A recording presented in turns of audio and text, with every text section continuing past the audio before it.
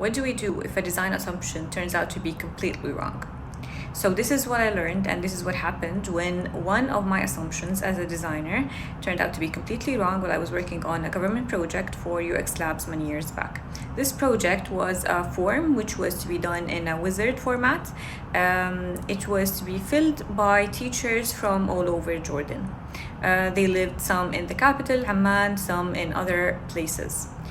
I made a wrong assumption that every teacher would have access to a computer, at least if not at home, at school, that they would be able to use to fill this desktop format. But I was completely wrong.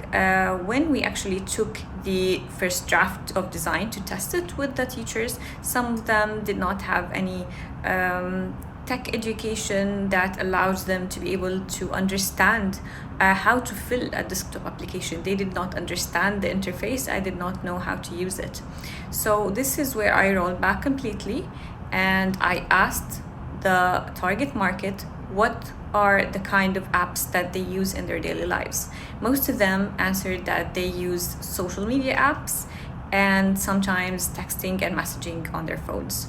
So what I did was to make the form in a mobile format, mobile first format, and to make it as similar to sending a text message.